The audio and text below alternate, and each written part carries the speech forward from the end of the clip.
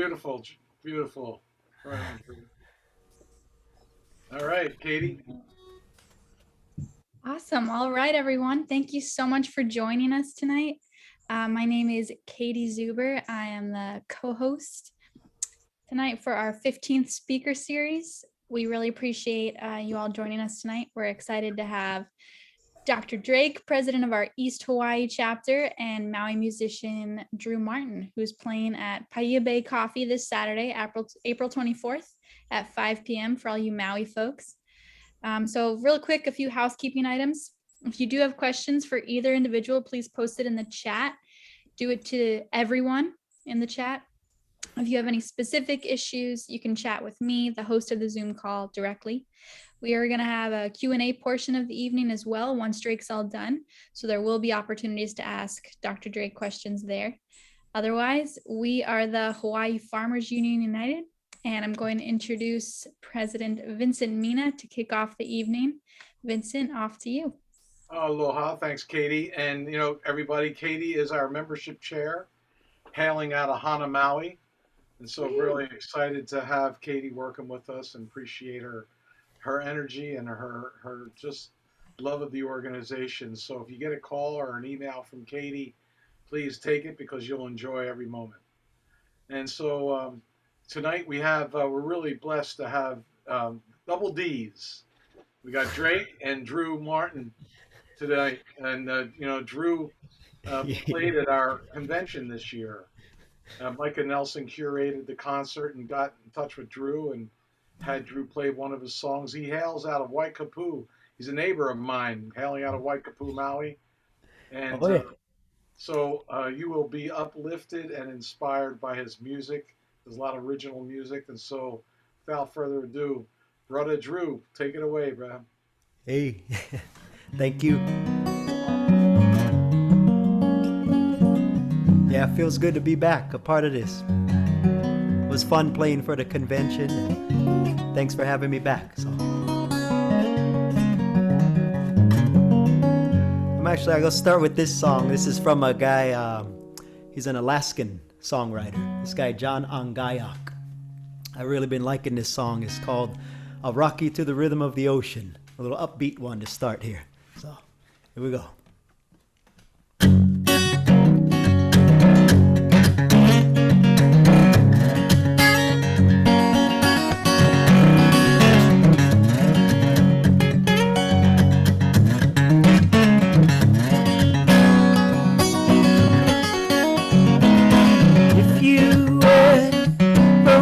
To travel, come to my home.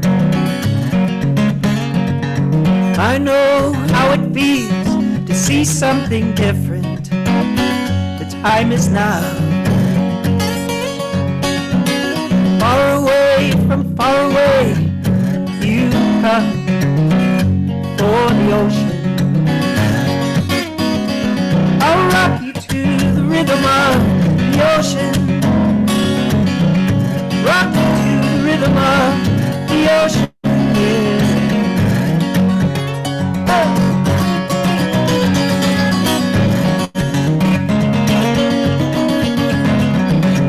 You will begin to know the silent ocean is very rich with its own life.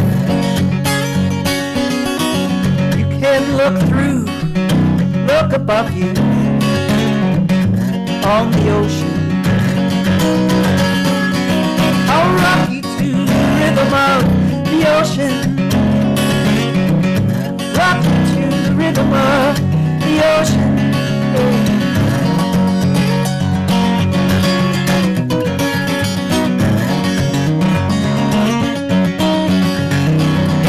If you want to come again on your side,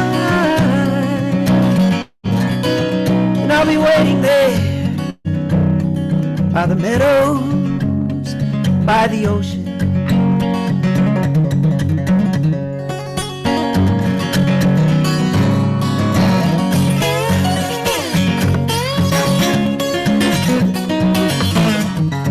You will begin to know the silent ocean.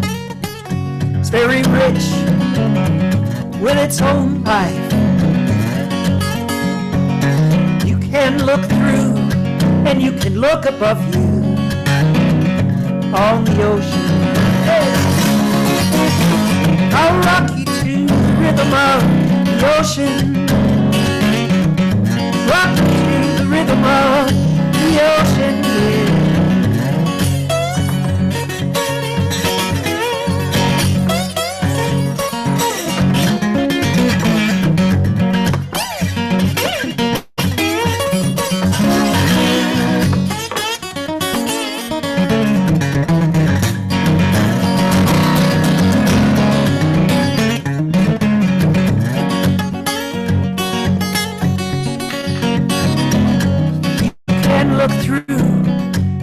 Look above you on the ocean,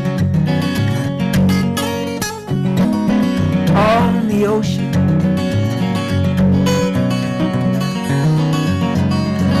on the ocean, yeah.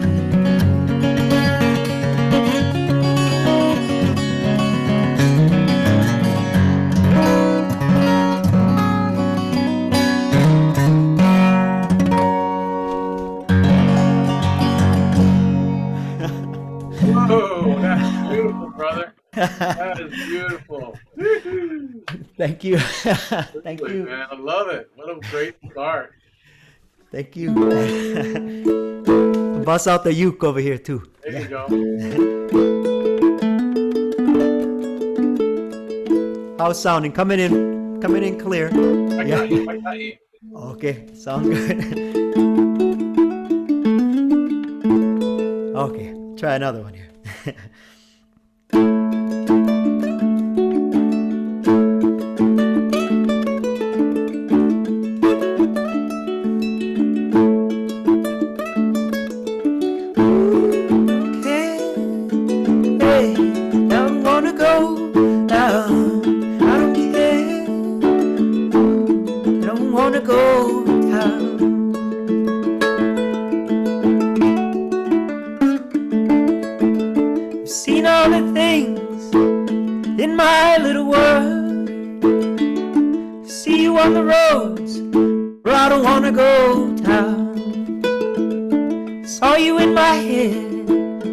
Yesterday was fine, and how do I go back in my mind? Fly away, get away, fly away, find another place. Fly away, stay away, fly away, get out of this town.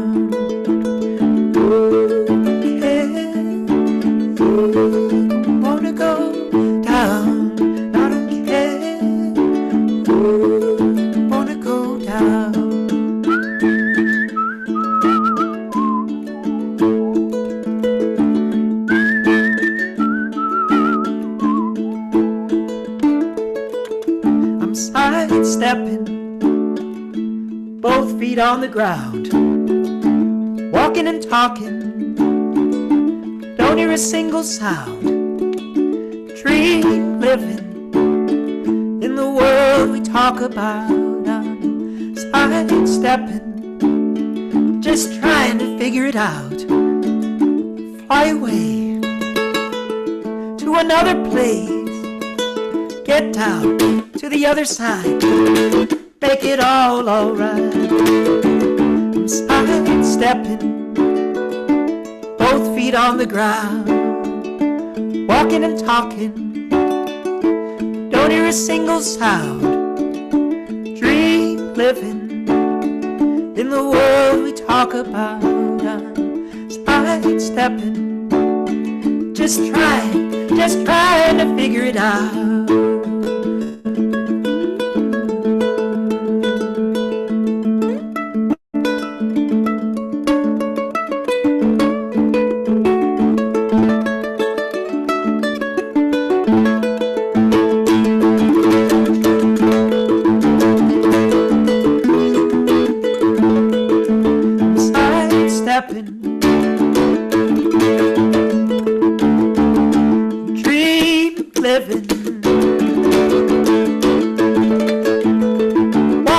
talking. Dream living, yeah.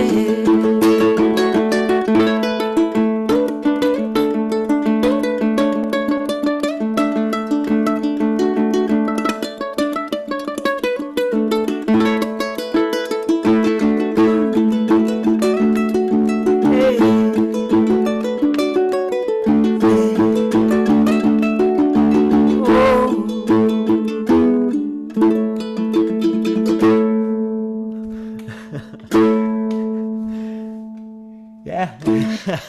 Beautiful. That's beautiful, brother. That's beautiful. One more? You got one more? Yeah. Can do one more here. One more. That's beautiful. Thank you so much, man. Thank you. It's feeling good. Oh man. Now I have to do them in the garage because this is the best sound for me. This is where I'm always writing in here and making noise in the garage. So it felt right to do them in here. Let's see.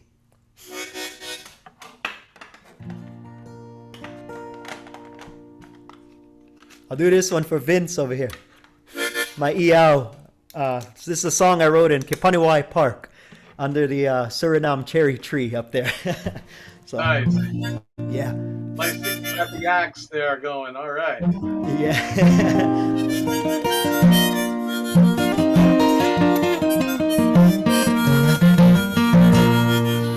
Okay. Big old sky for Iao. Yeah.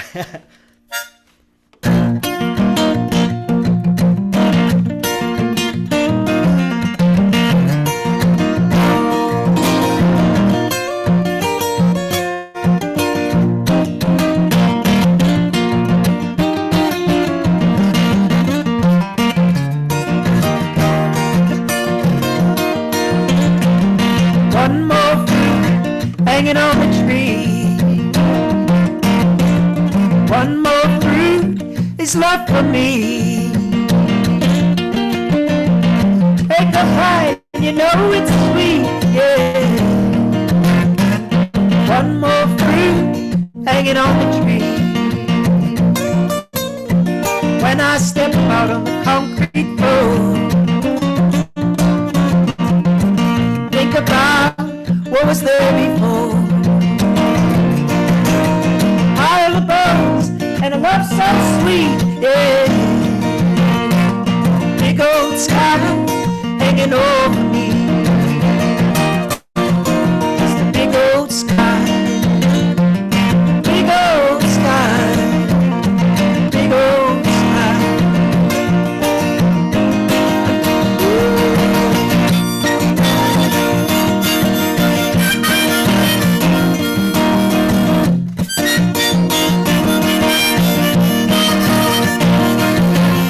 One more word from little Joe. One more word and then we'll go.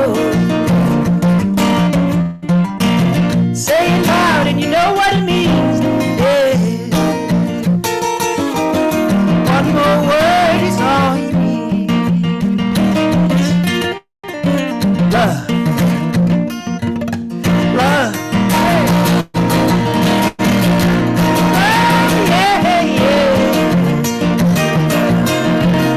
Call me up, say hello. Never knew if you were friend or a foe. Take me there and then I'll die. Let me grab on your wings and ride. Big old sky. Big old sky. In that big old sky.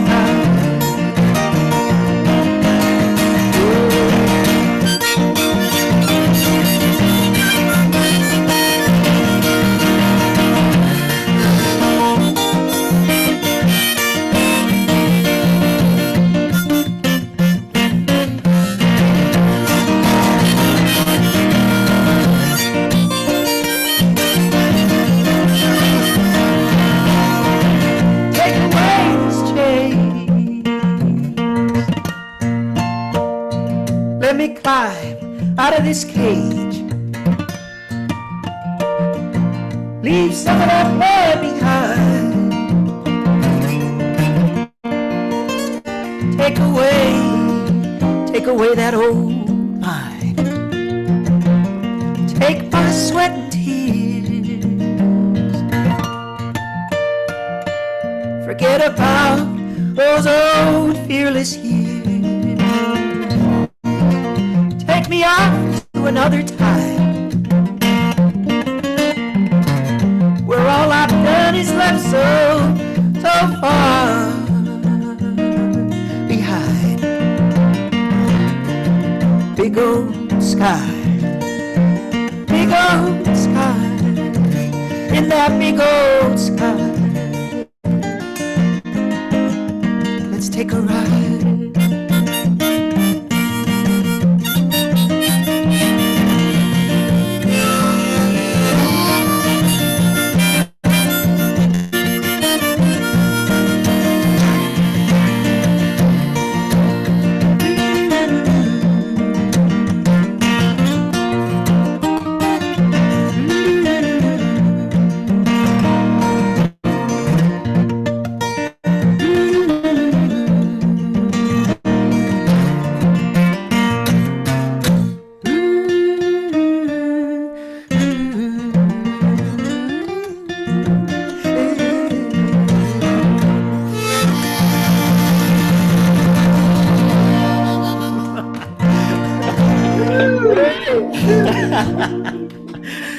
Oh, thank you.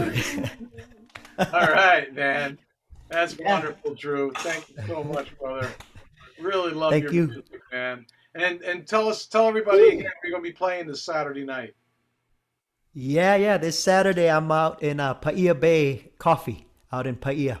Cool, It's man. a funky little spot, yeah, and it feels good to be back out playing. So And that's yeah. at 5 o'clock. 5 o'clock on Saturday. Yeah, I'm doing Yeah, two cool. sets, some original stuff. I'll have the banjo and yeah. So, Sweet. yeah. Well, that's great, man. Well, thank you Yeah. so much, and we'll catch you on the other end of this tonight. Yeah. Yeah, and I'll be tuned in. I will learn a Good. little bit over here. Yeah. Yeah, So, absolutely, absolutely. Yeah. So thank you, brother. thank you. All right, everybody. Drew Martin, baby. So I'd like to introduce our membership chair, Katie Zuber. I want to welcome everybody here tonight. My name is Vincent Mina. I'm the president of Hawaii Farmers Union United, and appreciate you all being on. It's a wonderful show tonight with all the people that are here. So thank you for taking some time out to listen to this presentation that we're going to have. Katie, could you introduce yourself and what you do for HFUU, please? Yeah. Hi, everyone. I'm Katie Zuber, the membership and communications person. So I want to kind of go over Hawaii Farmers Union United a little bit. So there's 13 chapters across the state. So hopefully if you're not a member, you're thinking about joining after tonight.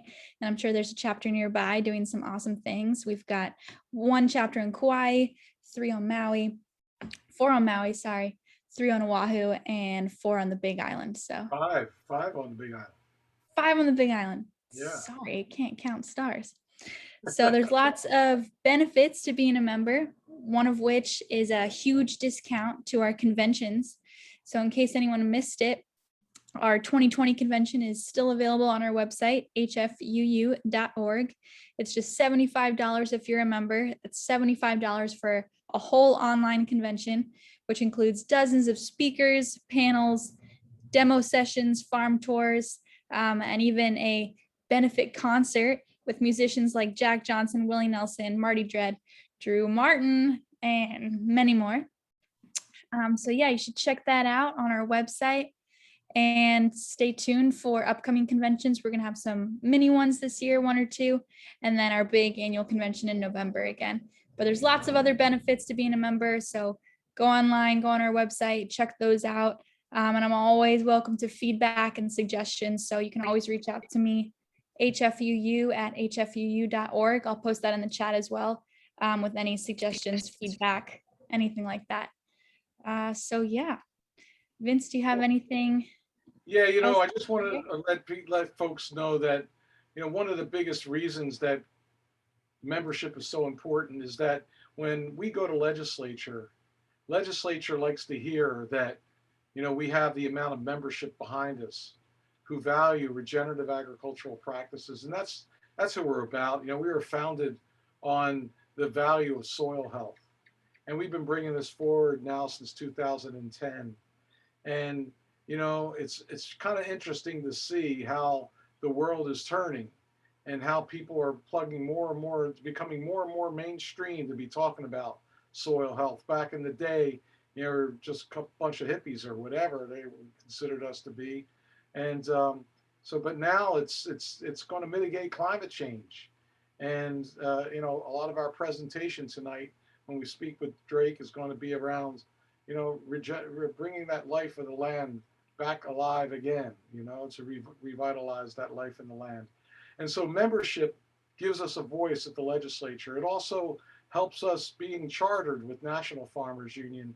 We were chartered in 2017, and it was the first time in 11 years that a state organization was chartered with National Farmers Union. National Farmers Union is older than the Farm Bureau, actually about 16 years older than the Farm Bureau, and since 1902.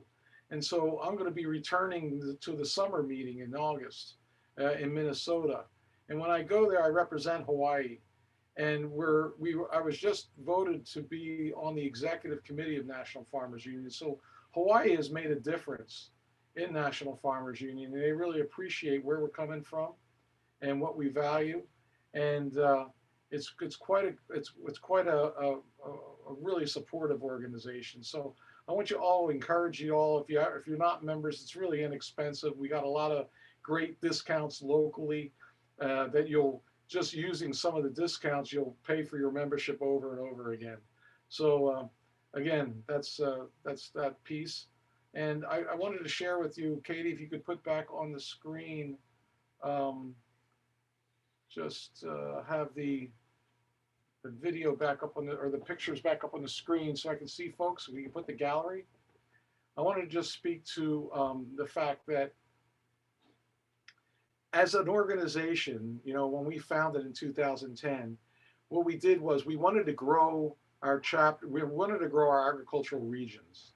So we went into these agricultural regions and found leaders like Drake, who's president of East Hawaii chapter, and 12 other presidents to lead their regions, to bring value in agriculture as to what their region represented, the value of what agriculture represented in their region. And we wanted to bring that up and bring it to the forefront so people could see in that region that there was activity being done around agriculture. Hana has a great chapter just here on Maui. Scott Crawford's online tonight, and he's a big part of that renaissance happening in Hana. And there's just some wonderful things that are going on. Mauna Kaho'olawaio on Maui is building a hale ku'i, to where they're growing on the farm. They're going to be growing the taro on the farm, cooking it on the farm, and then pounding it into pa'iai on the farm there in Mauna Kaho'olawaio on Maui. In Puna, Steve Lund is doing great educational outreach in his chapter, and he brings in experts, and they have plant aloha classes. And it just goes on and on. All the different chapters have things going on. Our mini convention in June is going to happen at Kahumana in Waianae. And right now we're working with Oahu RC&D to provide cover crop seeds for Kahumana. They're going to do the planting there and have orchard crops of cover crops available, and then also a production site for vegetables being grown in cover crops. So this way we can then do these demonstrations to show how this is rebuilding the life in the land. And at the same time, those roots in the cover crops that go down deep create these humic substances. And these humic substances is what holds the carbon in the soil, until it's released in the atmosphere to be breathed back into the soil again. And so there needs to be a place for this carbon to go. And so right now with climate mitigation, that's the best way to do it, is through soil health. So soil health's time has come in a big way on the main stage here in our planet. And it's really nice that Hawaii has taken some leadership around that, because look, folks, as you well know, we're in the furthest land mass of any other land mass on the planet. And we're a jewel in the middle of the Pacific, and we want to act like one, right? We want to, as I like to represent it, take this Lamborghini out for a spin agriculturally. You know, it looks beautiful. Hawaii is beautiful, but man, we just really have not given its agricultural presence that it represents and can represent. So that's what we're about on a micro level. We have our regional, all our regions active in agriculture, and then on a macro level, right now we have all these agencies coming to the table. I'm working directly with NRCS, Natural Conservation Resource folks from the feds, working with us to bring other agencies to the table to create some soil health initiatives here in Hawaii. So we can start to get an agricultural system developed in Hawaii. We don't have one. You know, our state budget is 0.3%. But the beautiful thing about it is we have legislators, we have the private sector, we have agencies all coming to the table, and we're all talking right now. And we're talking in a way to create, you know, to understand what our lane is, what our expertise is, what we bring to the table, and put all those lanes together in a super highway to where we can go forward and be a voice for regenerative agricultural practices that we can lead from Hawaii in that respect. So in that, it leads to these speaker series. And these speaker series, we brought them forward in a way that speaks to, if you've been on these speaker series, you've seen where we've gone. We had Paul Stamets, we had Zach Bush, all talking regenerative. Yeah, we had Bob Schaefer, an agronomist, talking about soil health, and then we had Bobby Grimes talking about compost teas, and tonight we have Dr. Drake talking about KNF. You know, having a conversation around Korean natural farming, and you know, Korean natural farming is really near and dear to my heart. I had a chance to spend a week with Drake and about 40 of us over on Big Island with Master Cho, and then Drake went ballistic, man. He started going to Korea, and hey, Drake, let's talk about that, brother. Let's have a little chat on all this, and tell us, you know, what did you experience when you went to Korea? Well, hey, you're right on, Vince. Thanks for getting all this together. And really, it is about regenerative agriculture, and it's about us coming together, and yeah, having these farmers union sessions. Man, people always go back to KNF, and I do remember that time, 2011, when we had that week-long session with Master Cho, and I got into it about 2007. And once I learned this stuff, I just realized it was the solutions I was looking for. So in addition to bringing Master Cho here like we did in 2011, I think I've been to Korea about a dozen times, Wow. and was able to take different courses from Master Cho offered on poultry, on no smell pigs and swine, on advanced nutrient cycle, on fruit tree crops. And then, throughout those journeys with him, learning how to take that information I learned there and bring it back here to Hawaii and to translate it into our vernacular and our way of thinking, kind of in the Western way versus the Eastern way. Mm-hmm. So yeah, man, I've been traveling back and forth, and this past year, 2020, I just rooted down here at the farm and got things growing here. That's wonderful. So now we got a whole learning center, really well developed, and have been bringing those concepts here, and those recipes that I learned have come across, and they're universally applicable anywhere.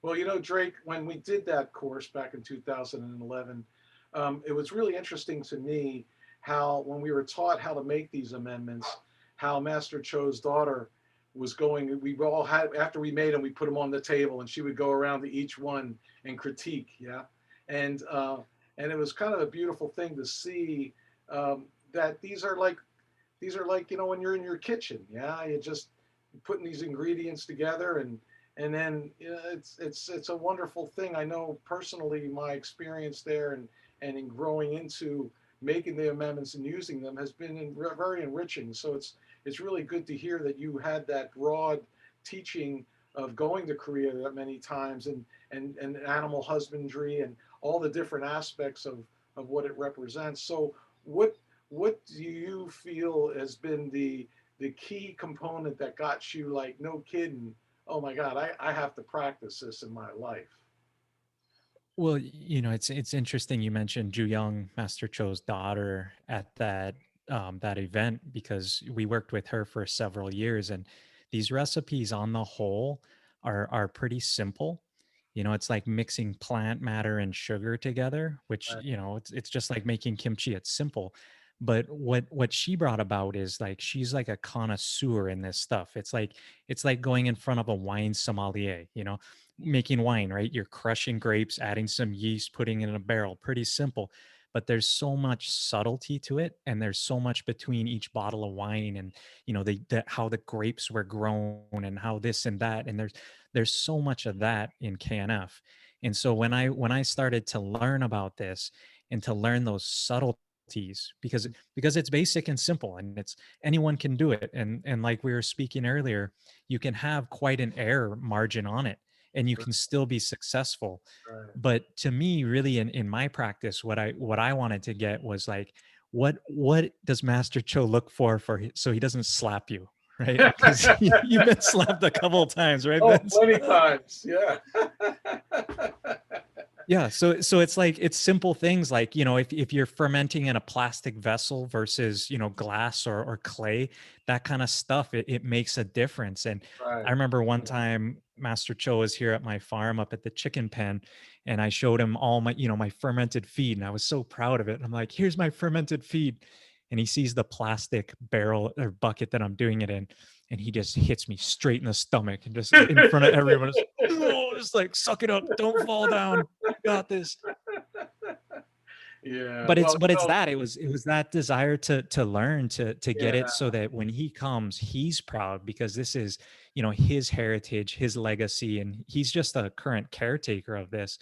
But Right. that, I mean, that's my drive, is to really, he's older. Master Cho is 87. I don't know. And I It's up just there. heard that he can't fly here to Hawaii anymore because Oh, of health concerns and age. yeah. So keeping that alive here, I mean, like you say, we're leaders in ag, and so having those tools, that's my drive. Well, and it's really as a farmer, recycling nutrients is just so important. Lowering our inputs, not only just cost wise, lowering our inputs from the outside, but connecting. I mean, I remember purslane. There used to be, you see purslane as a weed, right? And now it's like I'm so happy when I see it coming up in the garden and on the compost pile and utilizing it as a fermented plant juice. It's a beautiful thing, that connectivity. So, what did you find on your farm that ended up being such a valuable resource in putting these practices in play? I think that's a good point. It changed the way I look at my farm, Mm-hmm. and things that prior were problems are Mm-hmm. now solutions. And things, like you're mentioning purslane, it's like that's great. You make a fermented plant juice out of it, and it's great for putting on your skin. Mm-hmm. So not only looking at these solutions as solutions for my farm and what I'm using, but also, I've been ingesting these things for years, and I notice it's increased my human health, Mm-hmm. and my animals as well.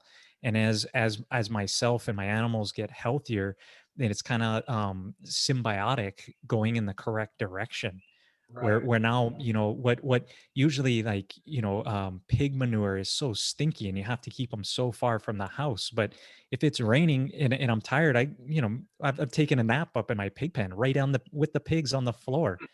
And so finding these things where, what I mean, one of the biggest resources for me is my animals, and Yeah. integrating livestock Yeah. into what I'm doing.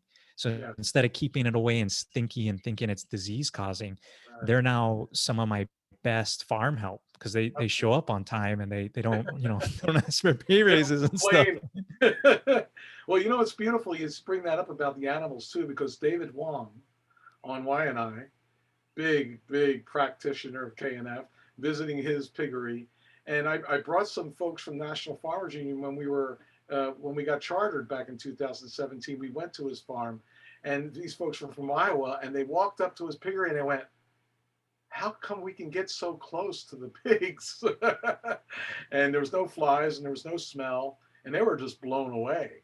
And so, this is real stuff, and it's beautiful that you're practicing bringing in, integrating the animals into your farming operation, because truly that's the whole system, right? That's the whole system of agriculture, integrating animals in their ability to recycle nutrients, but also the whole idea of what they represent in the spirit of that whole process of, as a cow eats the pulls on the grasses, and those roots, slough off in the soil and creates organic matter, and they turn that grass into lignin. I mean, into fats, that they ingest in their rumen, and then how we can use those bones for, well, we eat the meats, we eat the fatty meats, and I think in indigenous culture they say they eat the fatty meats, or they eat the organ meats first, then eat the fatty meats and give the lean meats to the animals, and then take the bones. Here in Korean natural farming, after we make bone broth soup, we take the bones and make it into calcium phosphate, right? And then smash them up afterwards and give them to our worms. So that whole system of agriculture is a beautiful thing, huh? Right. Yeah. And mentioning Uncle David Wong, he's one of the largest swine producers. And when he was first getting his permitting, the Department of Health people came up to inspect him. And at first they thought he was like removing the manure out of the farm at night. They're like, Right. what is going on? And he's like, no, no, no. And it's interesting because in agriculture, when we get into plants, there's so many systems, right? There's biodynamic, there's EM, there's just innumerable systems.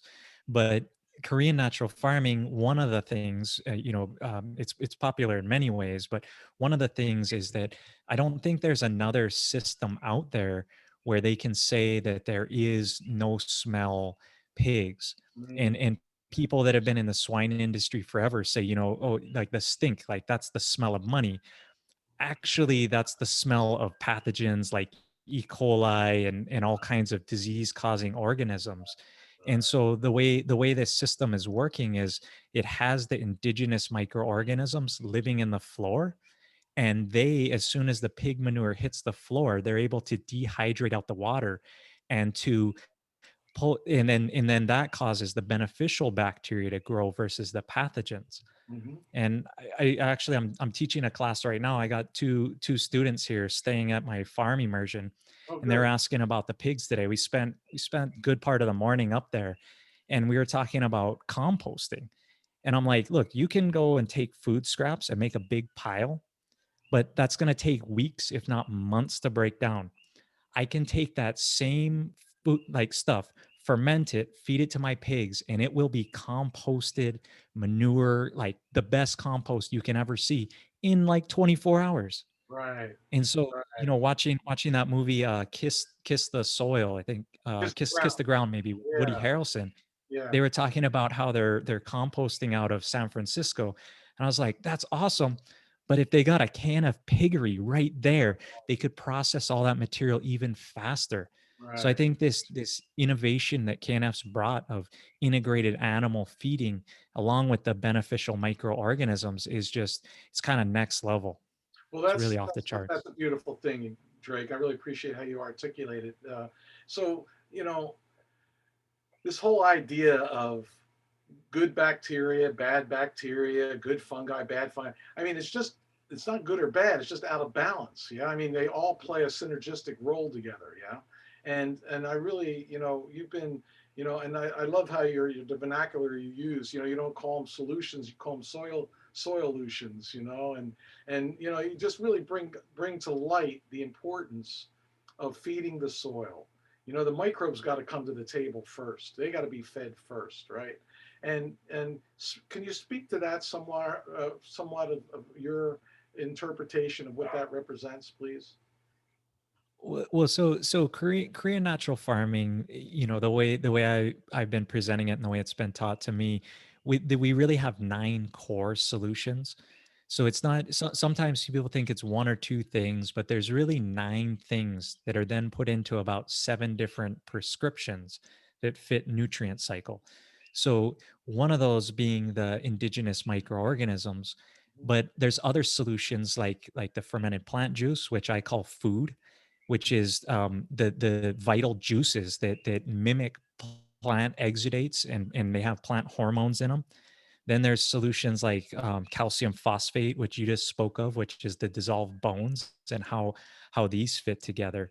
And really, with those 9 solutions, it's not like it's a complete set. Like there's more of them, but it gives a basis to Korean natural farming that if you understand these 9 solutions, that I have a handout that I gave to Katie that she'll email to you if you're watching this, but Right. it takes what was like acronym soup in this translation from Master Cho and brings it to real common words like food, medicine, Hmm. cleanser. And just anybody out there without any agricultural knowledge can you know when your plants need cleaning, right? Right. Like if you look and there's bacteria growing on your sprouts and stuff, it's like, shoot, I better use the cleanser. You Right. can look when your plant's malnourished and maybe you need a food or a fuel coming to it. That's right. So by putting it in this type of vocabulary, all these solutions kind of come together in a way where it makes it approachable and easy. And then as a farmer, you can really understand how you can interact with the farm. Like things look hungry. Okay, I'm gonna feed them. They look sick. I'll use medicine. And this type of thing, this tool set gives you what you need to get your basics accomplished. And from there, you can get more fancy, but renourishing that soil and using these foods to bring that balance in there is what I've been, Beautiful. That's talking beautiful. a It's lot kind of about. like what you're saying is seeing what you're looking at. It helps you. It helps you address when you're seeing what you're looking at, but not knowing how can I address this issue, and then that breaks it down, articulates it to that. That's a beautiful thing. That's great, man. And Yeah, yeah. I mean, because yeah, go well, ahead, man. if I elaborate a little more, like if you're like, you're thinking of potassium, for instance, it's like when should you use potassium? Well, you kind of need like an agronomy background to understand that, to know how it fits into the system. But if I just simply call it food, and sure it has potassium in there, but everybody knows food. And so when I spend a lot of time teaching 6th graders elementary school, it's like I put it into this vocabulary that kind of simplifies it to a degree. And that's what I'm talking about. That's right. Agriculture is not rocket science in a sense, but I think one of the biggest things that people don't realize, and especially those that aren't making a living at agriculture, is that when you're putting out this energy to grow a crop for making a living at it, and to replicate that over and over again, this waxing on and waxing off kind of a situation, it presents a whole different dynamic. And so having the tools at your disposal, at one's disposal, to be able to see what you're looking at and replicate, what it is you're working to make a living at, I think is really critical. And so within our farmers union, we have most of our leadership are producers, and we did that on purpose to make sure that those that are leading this organization are supporting those that are working to make a living at agriculture. But that doesn't shut out people who just want to grow in their backyards or for subsistence. They're just as important. Though it helps us be able to define agriculture, the culture of agriculture, right, in a way that can help best support people to make a living at it, and also just to grow for their families. Yeah. Yeah, and if to elaborate on your point of saying, a farmer has to repeat it over and over. Sometimes when you're doing your first season, you kind of hit dumb luck and you'll knock it out Yeah. of the park because you're starting with, fresh soil, you're amending it. You haven't got to like this repeating of sowing back into the same area. And so a lot of what I've heard recently, the guys you brought in like Gabe Brown, Bob Schaefer, they're all talking about these polycultures and cover cropping. But Mhm. I want to bring up one interesting point is that in Korean natural farming, when I go visit in Korea, these guys are monocropping and they're monocropping year after year. And the Mhm. reason they're doing that is for efficiency sense, that Mhm. it's easier to grow just a line of strawberries and continue to do it. But their soil, excuse me, is getting more fertile year after year. And Mhm. what they're doing, however, is they're sort of hacking the biology to make the below the soil think there's a polycrop up above. Mhm. So say for instance, I'm growing strawberries, and it's just strawberries. That would narrow my biology down to things that just like strawberries, and then the exudates would only be from strawberries. And pretty soon after sowing it year after year, I would get monoculture disorder. Okay. However, in Korean natural farming, what you do is you go get diverse microbes from a rich area like a forest nearby or a bamboo stand, Hmm. and you put those microbes back in your soil year after year. Each time you're resowing, you're putting biology so that the microbes in the ground think, oh, there's a rich forest above me. And then Hmm. in addition to that, you're also using, I've spoke of it before, the fermented plant juice, but you're not just using it from strawberry. Here in Right. Hawaii, I make it from banana, guava, you mentioned purslane, all these things.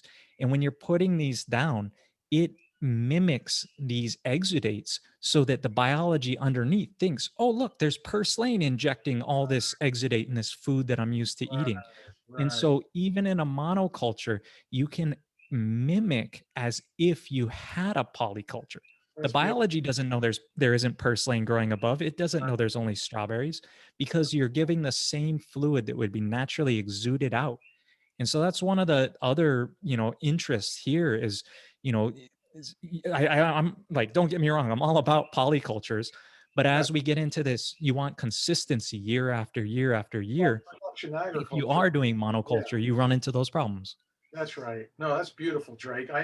I appreciate you articulating it that way because, in essence, a lot of people talk about, putting in food forest, and I mean, it's great. It's a beautiful thing. But try to make a living at it as far as the harvesting, the efficiency of it to have a life, to be able to not be a prisoner to your farm, and at the same time, you know, it's an interesting dynamic. People don't quite that aren't doing it for a living don't it doesn't come to their mind, because they see basically, this whole idea of the diversity and the power of the diversity. You articulating by using these fermented plant juices in a way that it brings that diversity there. That's very cool, and I can envision and appreciate what that represents. So that's great. Thank you. Yeah, it's a good thing. Yeah. I have I lived However through you come a to my farm, you'll find it's a jungle. And yeah, no, I grow it's a lot of sugar, cassava, taro, bananas. I like to grow what grows easy because I right. do a lot of things. And, and also Sweet Cane Cafe downtown will take pretty much any food I can grow. And they've been putting the native type of food, canoe crops, on the table for all kinds of people to enjoy. And so, as being a farmer, you also got to worry about marketing and then, finances, fixing your tractor, so many things. So having tools that make consistency easier, just, it's always a welcome blessing for me. That's beautiful. And there's some comments in the chat, and I would highly encourage anybody to, because we have a Q&A. We're running this a little longer than usual. Usually it's an hour, but we're making it an hour and a half now, so we can add, get more questions from folks that wanted to jump in here.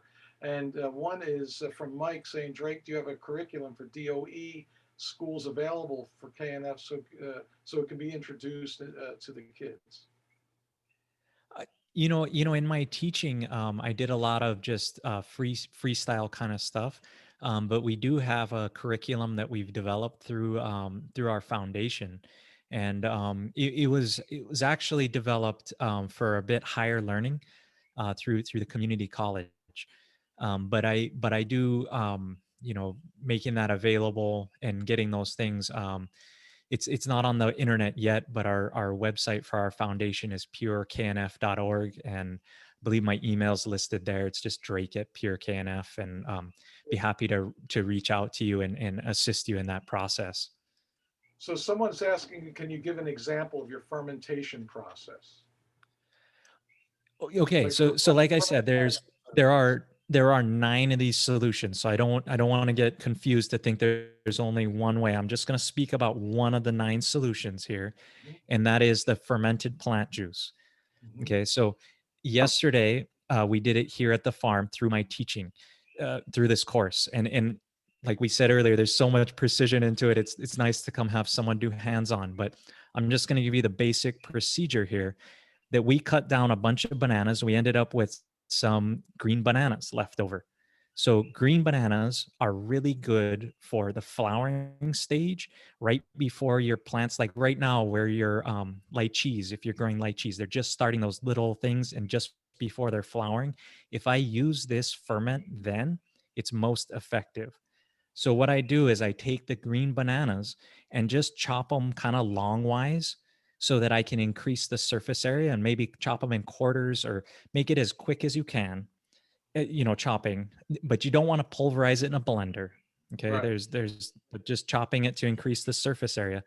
Then we're mixing in sugar and I use brown sugar. And what that does is when the sugar starts to coat it, I kind of mix it like a cement mixer would, not smashing or anything, but like um, agitating it to a degree and mixing it around. Cover As this area. the sugar starts to get on the plant's surface, it osmotically draws out the juice. Mhm, And you'll notice there'll be a certain time where it gets wet. And mhm. when that happens, then I take that from my mixing container and I pack it in. And yesterday we made a 5 gallons buckets worth with just a rack and a half of green bananas. Mhm. And as you start to pack it in, then the juice continues to emerge and then it ferments. And I leave it with just a towel over the top for about 3 to 4 days. And then it'll have a slight alcohol smell to it. And then I pour off and it's just the liquid, and that liquid can be then stored in a fridge, or you can add more sugar to super saturate it to store it at room temperature. And that means you just Right. keep stirring in brown sugar until it just starts to settle out the bottom, which if you did Doesn't in a build up the glass jar, pressure. it'd be easy to see, but there's other telltales that we go. Right. Yeah. Doesn't build up the pressure. In other words, if it builds up pressure, just add some more brown sugar, right? Well, Vince, I've really upped my game on how I do things, and I super Great. saturate right out of the gate. So as Good. soon as I'm done pouring off my juice, I actually add additional brown sugar so that way it ties up all the water molecules. So Mhm. the microbes can't continue to degrade my Right. ferment once I've arrested it by adding this extra sugar, Right. and they can't because every bite they take they get sugar and then they just get thirstier and thirstier and there's no water available without sugar, so then they actually hibernate. So by adding extra sugar after you pour off, it's a way to really arrest the fermentation and keep just that pristine juice that you got out in a Nice. very plant available form. Nice. Love it, man. Well, this is such fun, because like you Yeah. said, there's so many subtleties to it. You can rock and roll and just, or you dive into it, and the subtlety will knock you over as far as all the different things that it brings to light. I, so in that process that you just described, that happens for you. Do it with fruit, you could do it with plants. That's with sugar. Can you talk about the brown rice vinegar process that for like eggshells and the bones and for calcium phosphate or for calcium carbonate? I mean, we're calcium deficient here in the islands, and so in essence, water soluble calcium is such a beautiful amendment to be able to make. Could you talk a little bit about that one too? That's perfect that we went in this order, because after I'm extracting out and I have all those green bananas that are still covered in sugar and I just want the liquid off, that becomes my fermented plant juice. Well, what do you do with the kind of sugary banana residue that's left over? I just add more water to it. And it's somewhere near twice the volume you have left to water. So Mhm. say I have a 1 gallon of that stuff left over, I'd add 2 more gallons of water to it. Although it's probably a little less than that. It's kind of, you kind of got to know a few things, but less water is easier. That will then ferment in a fruit vinegar in Hawaii, ferments into some of the sweetest and best vinegar. And that actually gives us an advantage over Korea, that they're making it from rice or wine vinegar, but we can make it from all kinds of fruit and it still has that same potency. Nice. And when you have that vinegar, I let it sit out. I can usually put in a living mother and it speeds up the process a bit, but it That's takes about 3 months, 2 weeks to 3 months, depending. And then if you take a pH strip and dip it in, you'll see it's below 2.4. And then that's actual like a living vinegar. And with a living vinegar, that's actually one of the 9 core solutions. That's Nice. what we call KNF cleanser. So Right. the living vinegar acts to clean things off. You use vinegar to clean your countertop, but it also alkalinizes the plant. I don't know if alkalinizes, but it alkalizes the plant. Mhm. And that helps it to get rid of compounds that can be stuck in there. So if you add vinegar, it will, just like you take apple cider vinegar in the morning, it helps to alkalize your body. Same with the plant. So then it can absorb more food. Right. But what Vince is talking about is you can also take that vinegar and char bones or toast eggshells and then dissolve them. And the bones give you what they would call water soluble calcium phosphate, which what I call that in the 9 core solutions is that's KNF structure. So because it's from the bones, it'll add to the structure of your plant. Mhm. But the structure we don't always think about in a plant is actually below the soil. And calcium phosphate really helps your plant to grow better roots and create better structure. And then the other one you were talking about, which I don't want to overwhelm you too much, but the eggshells, Right. and that's a second one that you can dissolve in vinegar, and that is water soluble calcium, which is used in, I call that KNF reproduction. Mhm. And that's used in the reproductive stage because what calcium does is it helps the plant move all those nutrients into its fruit. That's right. So an easy way to remember that is the bones are the structure, because think of it, it's your structure, but the eggs are the fruit of the chicken. Mhm. So when you want to go fruit, you use the eggshells, and that is helping your plant to reproduce easier and better. Right on. They use that in cultures and when pregnant, calcium phosphate is used as a transition supplement, so women don't have this sickness, morning sickness, in transitioning into fruiting too. Yeah. So it's a beautiful Oh, thing how that translates. And I really like how you bring together the body and soil. You're saying that you can ingest these. Master Cho would speak about that. That these amendments should be such that you should be able to ingest them. And I find that really remarkable in the process of when we make these things, that in fact you can. Could you talk something about some OHN? Let people know about what that is. OHN. So here's some of the old vocabulary, right? When we talk in the acronyms, and if you're Yeah, talking right. to a veteran like Vince, he's gonna say OHN. But what I call it is KNF medicine. Mhm. And so when you think of it, you think, okay, I got to use this as a medicine. So if my plant is sick, it really helps, especially if you're growing flowers outdoors that tend to mold.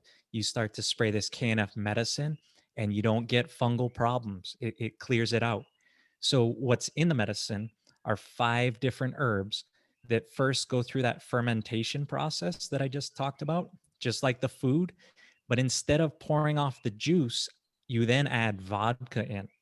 And what happens is you ferment things first. It opens the plant on a cellular level, and then you pour in alcohol, and that tinctures it.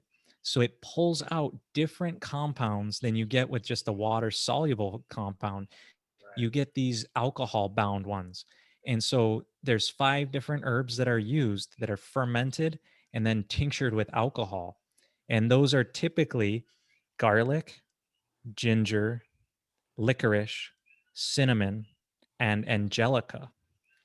And the common denominator between all those herbs is that they're really good for reproductive health as well as digestive health. And those are the 2 functions we typically want our plant to do. We want it to digest all the food we're giving it, and then we want to reproduce it into great big fruits for us. That's And right. so all those herbs are combined in a certain formulation and used very minutely. It's 1 to 1,000 between all of those 5 that are used. And they're used with the right prescriptions at the right time, which you'll get that chart. And then that helps to everything else to assimilate and be digested and to get just phenomenal growth. Well, it's beautiful, Drake, is that recently when you taught our farm apprentice mentoring program class, um, I was sitting on. I made a bunch of kits for the apprentices, and they hadn't taken your course yet. Oh, they took your course. Next thing I'm getting all these phone calls. Yeah, yeah, I'm ready for the kid. I'm ready for the kid. So it's really wonderful that they were able to connect the dots through your how you're articulating all of that. And so it's a beautiful thing because these are, and I tell them, and these are to use. Don't be, these are not hood ornaments. Use these. And I basically I'm telling folks once a week to spray. What are you finding in your practice?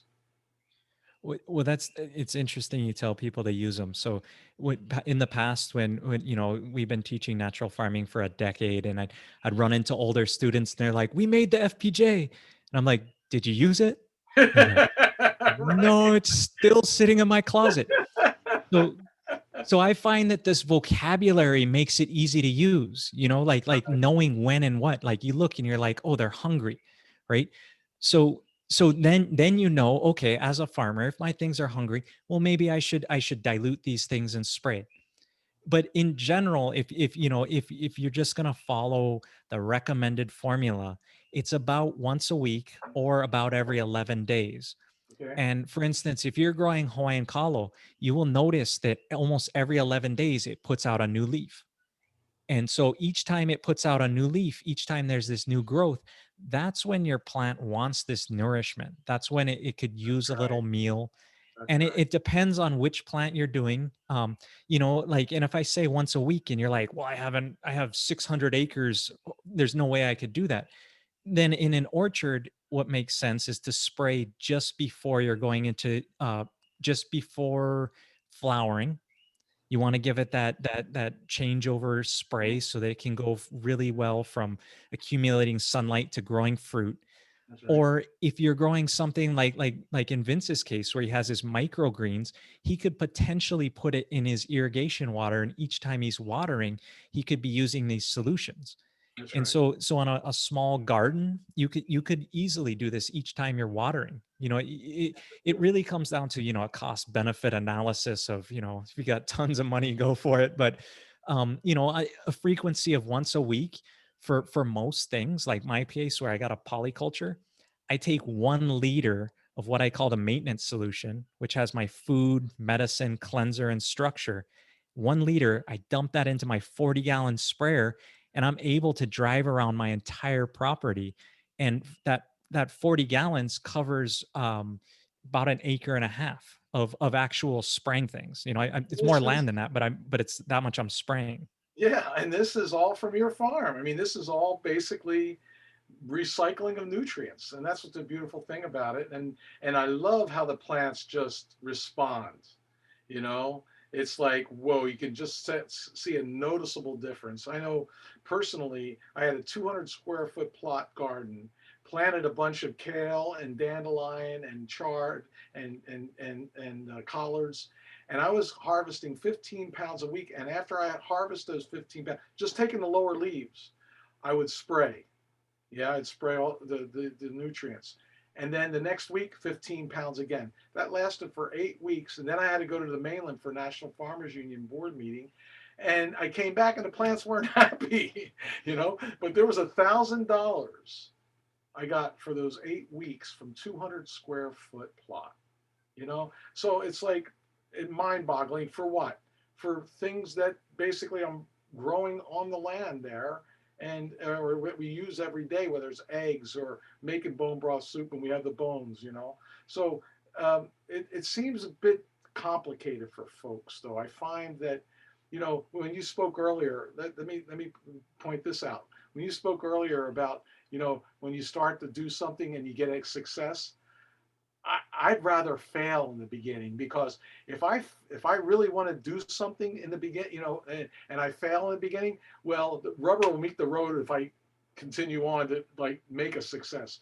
But if you have a success in the beginning, you're hooked, and you think you're going to have the success all the time, and then you start failing, then some people take the wind out of their sails, and they don't do it again. But anyhow, I guess it's a matter of personal.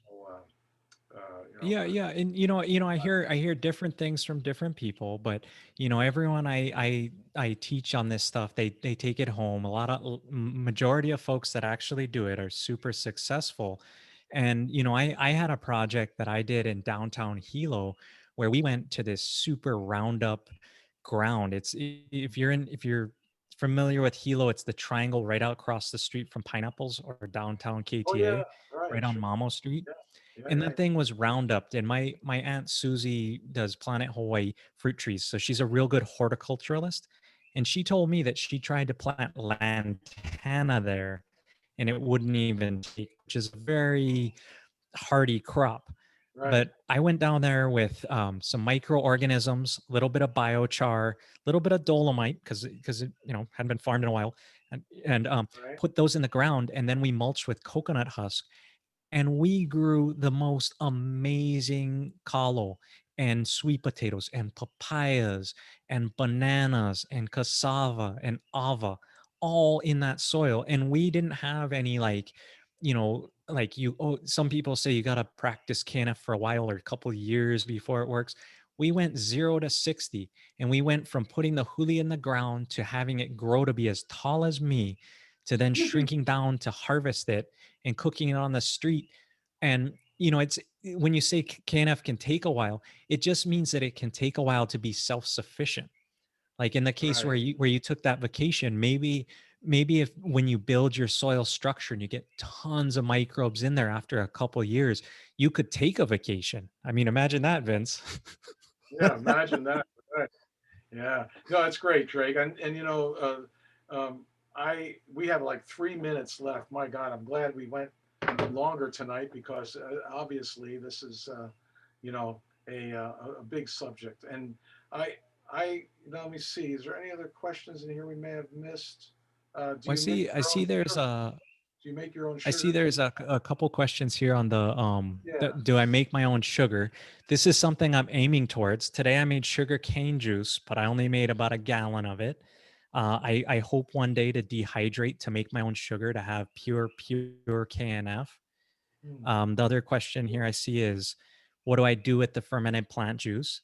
I combined it with these other solutions, and the fermented plant juice itself is diluted 1 to 500, meaning that 1 gallon of plant juice would go into 500 gallons of water, and or about 8 milliliters would go in 1 gallon, and then I spray that. But using it in isolation, you can do it for a little bit, but if you continually do it, you kind of need to combine it with the other 9 core solutions, Right. and then you really get phenomenal results. Right. And someone was asking me, is Dr. Drake just a nickname? Is Dr. Dre a doctor? No, Vince's nickname for me is what is it, Vince? Osama Bust the it out. microbin. Yeah. Because I keep all the microbes in these beard. This thing, man. I'm It's just like, jealous because you got all that hair, man. People can see all the hair you got underneath your hat. I can't get close So, enough. so brother, let's close in the sense that leave people with a one of your uplifting and wonderful messages. You're such a leader in agriculture around Korean natural farming. I so appreciate you and the fact that you're taking on the leadership of East Hawaii chapter. I want folks on the Big Island that are in that area. If you're on the call tonight, please, get together with brother and help brother over here. Get the message out and to work together to grow this chapter because it's a beautiful agricultural area and we just really want to bring value to that region. So Drake, please give people a closing message. So I got couple things maybe here. One is Bronson Labrowski is Yeah, on this call, and he came over to my place for a week-long training, and he learned all this stuff. He's right in Maui. I hear you guys are doing some KNF stuff with him. Highly recommend you on Maui to reach out to him, train, get solutions from Vince. Get this stuff, experiment, see how it can increase what you're doing. If you're interested, you want to come get a full week-long immersion, I do have knffarm.com where you get to stay. I don't know if you can see this picture behind me. That's kind of, my chair is kind of ruining it, but that's the farm. We have a 20 plus acre farm here where you can stay, you can learn, you can get fully immersed in KNF. We do all the solutions.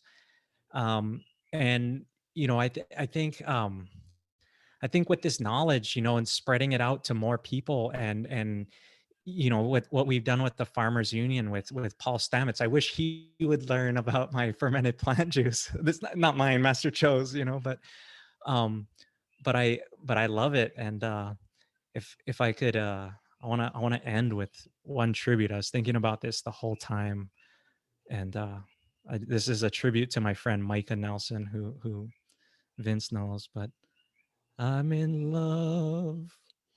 I'm in love. I'm in love with the microbes. That's right on. That's great. Michael would love that.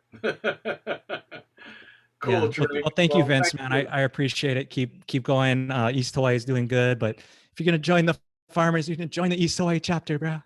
There you go. Absolutely, absolutely.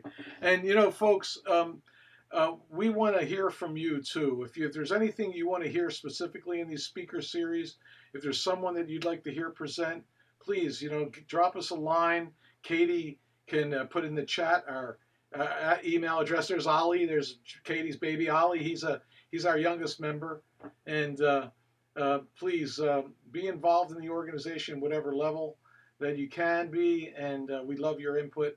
Drake, thank you so much, brother. This was enlightening. We've spent time together and done a lot together, but yet never had this kind of a opportunity to just talk story about it, and I really appreciate it. It was enlivening for me tonight. Learned a lot too, brother, so thank you. All right. Yeah, baby. So, Drew Martin. Stoked for Drew. He's awesome, Yeah. by the way. Good choice. Yeah, thank you. The double D's tonight. Drew and Drake. So, Drew, you want to close us out, man? And remember, it's this Saturday at Paia, if you're on Maui, 5 o'clock in Paia, at the coffee store. No, not the coffee store. Paia Coffee. Yeah. Yeah. Paia Bay Coffee. Yeah. Paia Bay Coffee, and isn't that a restaurant? Also, isn't Paia Bay Coffee a restaurant right there? Because we eat at that place, and it's really a wonderful place. Right at the right as you go into town on the left. Yeah. Yep. Right behind the little shave ice spot over there. Yeah. That's right. That's right. Yeah. Good. Okay. Well, take it away, Drew. Thank you for being here tonight, Drew. Appreciate Thank you. Thank you. I'll end with a couple more EOW songs here. Yeah, baby. So this one is for all the spirits up there. And My son's there. My son's up at EL. yeah. Yeah, always. They're always gonna be there. So we'll send it up to the spirits in Kepaniwai and beyond, up in the tablelands, and they'll be up there. Yeah. So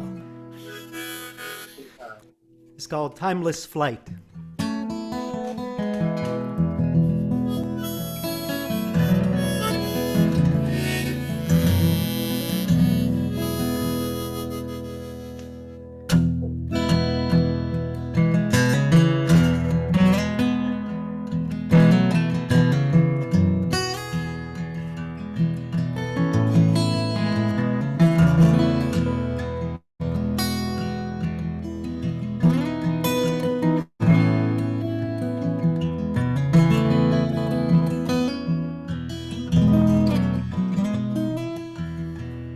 You were walking on those stones,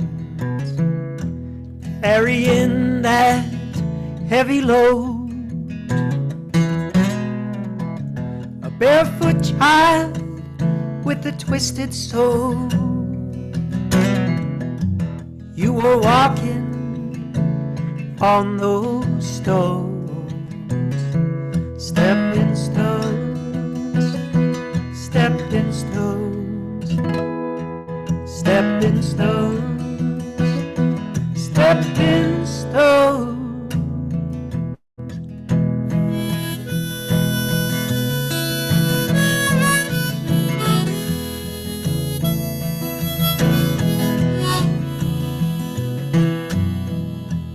Where's the moon when those clouds are low? Where's the sun? Where's the sun when you disappear slow? Where does that river flow? Through my heart, and you're all I know. All I know is I gotta go. All I know is I gotta go. Yeah.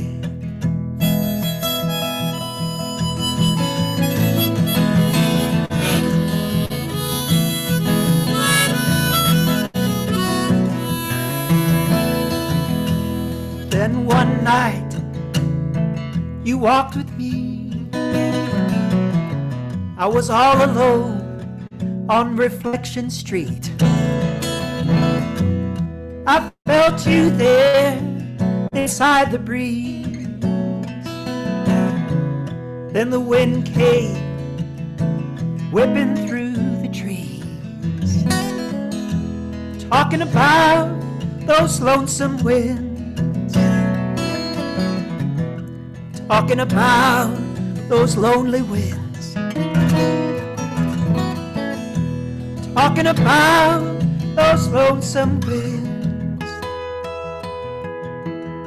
dreaming of your lonely eyes.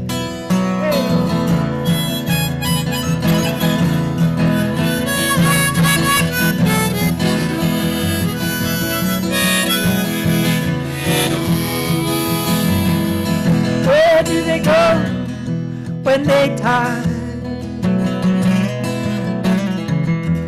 Across the hills and over the sky. Where do they go when they die?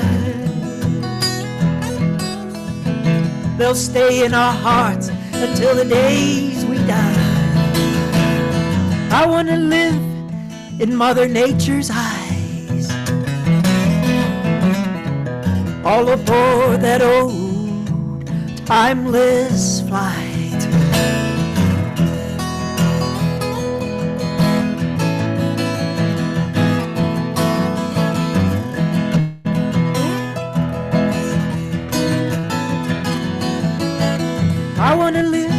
I wanna live in Mother Nature's eyes, all aboard that old timeless flight.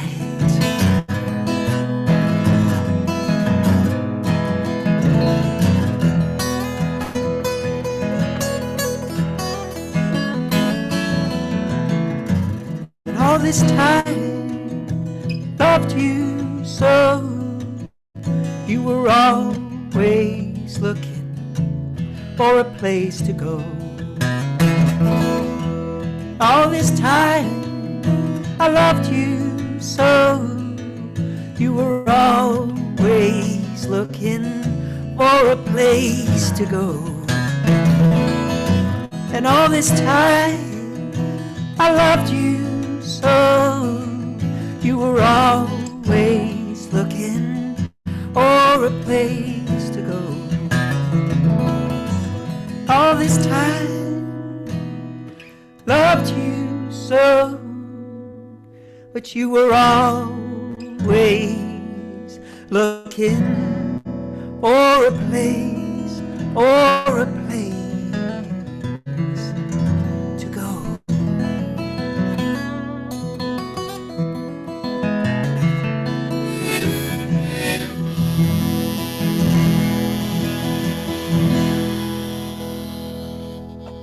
Wow, that's beautiful, brother. That was beautiful. Thanks. Thank you. Oh, getting worked up over here. Thank you. Let's see. I'll do another one. You got one more song you take us out with tonight? Okay, yeah. Let me see. Maybe I'll end with this one here. We'll end with this. This is a little hopeful feeling.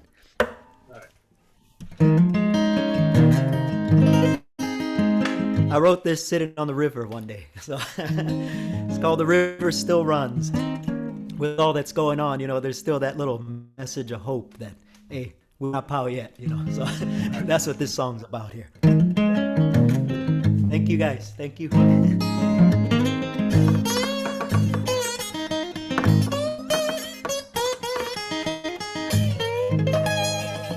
Okay.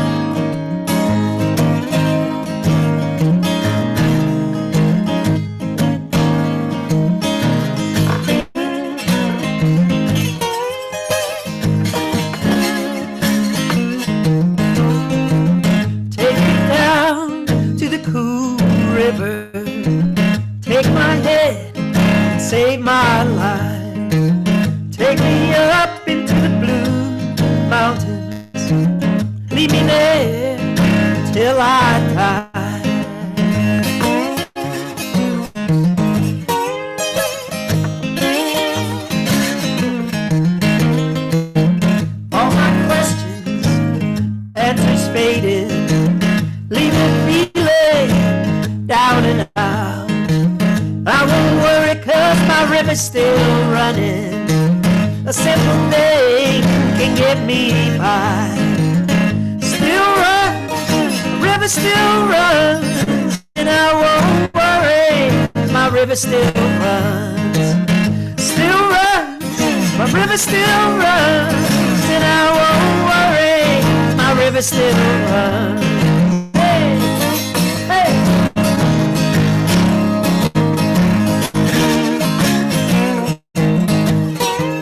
Where's my brother? Where's the sunshine? He raised me up to what I know, and I won't let you turn to driftwood. All I can do is love, never let go. Hey. Broken smiles, too many heartaches, left me feeling lost and low. Remember days of love and sunshine. Those are the days I can never let go. Still runs, his river still runs, and I won't worry, his river still runs. Still runs, his river still runs, and I won't worry, 'cause his river still runs. Take me down to the quiet of the country. Leave me there by myself. Take me down to the quiet of the country, a simple place where I can find myself. Take me down to the quiet of the country, a simple place I can walk alone. Take me down into the quiet of the country, smell the grass in the old meadow.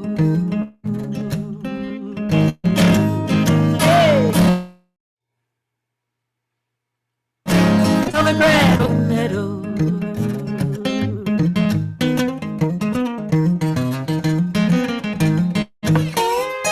Walk alone, hey, hey.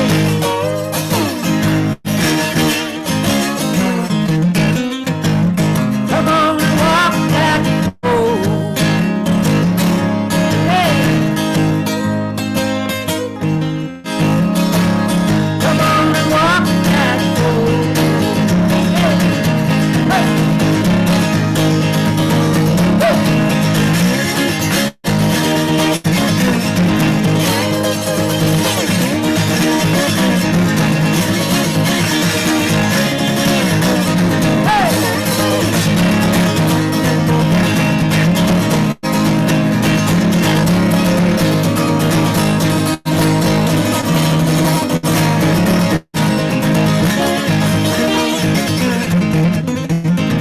Still runs, our river still runs.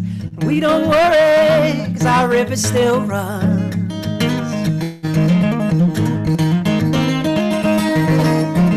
Still runs, our river still runs. And we don't worry, 'cause our river still runs.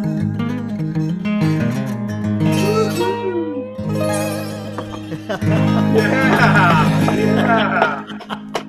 Whoa, Drew, what a treat to have you tonight, brother. What a treat. You know, on that song, Uncle Harry Mitchell, when I worked with Uncle Harry Mitchell and KNI, and he'd tell me that his kupuna would talk about Iao, and they said as long as they've been alive, they'd never seen it run dry. And you know, it's amazing how much it fills up with water. So your song is so poignant. So thank you, brother. Thank you. And I hope we get to see you in Paia this Saturday. I have to see where we're at and what we're doing, but love to see your music, and let's keep in touch. Thank you so much, Drake and Drew. We gotta have you guys back and do it again, okay? The double D's. We'll do this again. Yeah. All right. Love you all. Farmers Union family. Thank you, everybody. Katie, Ollie, thank you, Oliver. Thanks for being on with us tonight. You're having your dinner right now. All right. And everybody, we'll talk to you in 2 weeks. We're not sure who's going to be up in 2 weeks, but stay tuned. HFUU.org. We love you all. Take care. All right, Bronson. All right, brother. Aloha. See you. Thank you. Yay! Hey, baby. Oh yeah. Have a good night, everybody. Aloha.